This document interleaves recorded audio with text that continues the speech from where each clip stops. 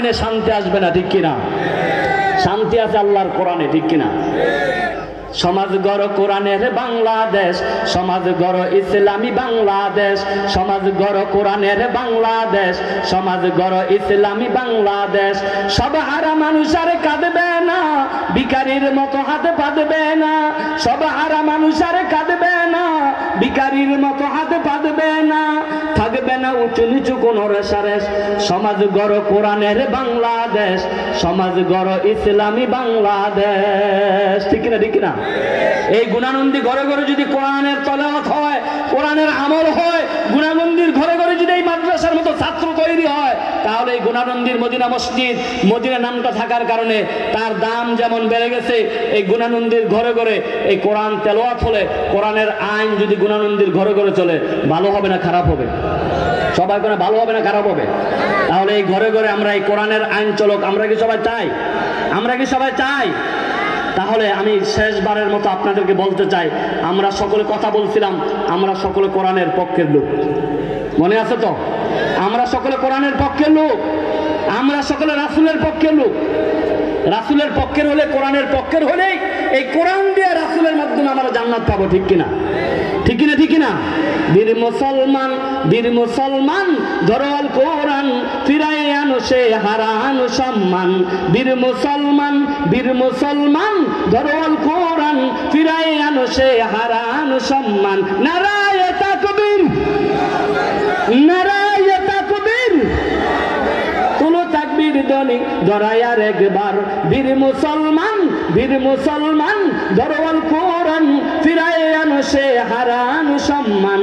বীর মুসলমান যে ইমানের বলে পয়ে বলিয়ান, শাসন করিয়াছিলি দুনিয়া জান। সত্যের সে তলোয়ার নৌরে তুলে আবার, সত্যের সে তলোয়ার নৌরে তুলে আবার, পাপ দুনিয়া ব্যঙ্গে কররে চুরমার। বীর মুসলমান, বীর মুসলমান, ধরো আল কোরআন, ফিরাই আনো সে হারানো সম্মান। নারায়ে তাকবীর, নারায়ে তাকবীর, তুলো তাকবীর ধ্বনি ধরাই আর একবার। বীর মুসলমান, বীর মুসলমান, বীর মুসলমান। আসুন আমরা কোরআনের পথে, রাসূলের মতে জীবন সাজাই, দুনিয়ায় শান্তি আর পরকালে মুক্তি হবে। অনেক অতিথিবৃন্দ আসছেন, প্রধান বক্তাও আসছেন, ইনশাআল্লাহ আপনারা একের পর এক কথা শুনবেন। আমি আপনাদের সকলের কাছে দোয়া চেয়ে আমি আমার আলোচনা এখানে বিদায় রেখে টানছি। হাযা মা ইনদি ওয়াল ইলমু ইনদাল্লাহ, আলাইহি তাওয়াক্কালতু ওয়া ইলাইহি উনীব। ওয়াসসালামু আলাইকুম ওয়া রাহমাতুল্লাহি ওয়া বারাকাতুহু। মাশাআল্লাহ, মারহাবা। আল্লাহ তাআলা যেন আমাদের প্রত্যেকটা কথার উপরে আমল করার তৌফিক নসিব করে, সকল বলেন আমিন। হুজুর যে এতক্ষণ পর্যন্ত আলোচনা করেছেন, আমাদের আজকের এই ইন্তেজামিয়া কমিটির পক্ষ থেকে হুজুরকে অসংখ্য মুবারকবাদ জানাচ্ছি। আল্লাহ তাআলা যেন হুজুরের হায়াতে বারাকা নসিব করে, হুজুরের কণ্ঠে আল্লাহ তাআলা যেন আরো নেয়ামত বাড়িয়ে দেয়, সকলে বলেন আমিন। সম্মানিত উপস্থিতি, আজকে আমাদের এই গুণানন্দী মধ্যমপাড়া মদিনা জামে মসজিদ কর্তৃক আয়োজিত 40তম তাফসিরুল কোরআন মাহফিল ও আলোকিত আল কোরআন প্রতিযোগিতার আজকের আমাদের এই তাফসিরুল কোরআন মাহফিলের প্রধান অতিথি জনাব হাজী আমিনুর রশিদ ইয়াসিন সাহেব আমাদের মঞ্চে উপস্থিত হয়েছেন, আমাদের মাঝে উপস্থিত হয়েছেন। আমাদের মাঝে আরো উপস্থিত হয়েছেন, আমাদের মাঝে আরো উপস্থিত হয়েছেন জনাব মোহাম্মদ রাজাউল কাইয়ুম সাহেব।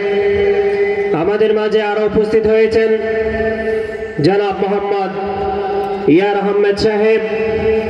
আমাদের মাঝে আরো উপস্থিত হয়েছেন জনাব ওমর ফারুক সাহেব। সম্মানিত উপস্থিতি, আমরা সকলে অবগত আছি যে আমাদের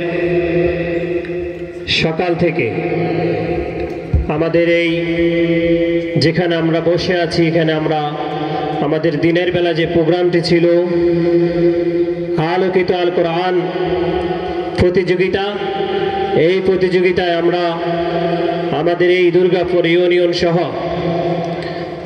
বেছে বেছে আমরা কোরআনের দক্ষ হাফেজদেরকে 40 জন হাফেজে কোরআন আমাদের আজকের এই আলোকিত আর কোরআন মাহফিলে অংশগ্রহণ করেছেন। সকলে বলে আলহামদুলিল্লাহ।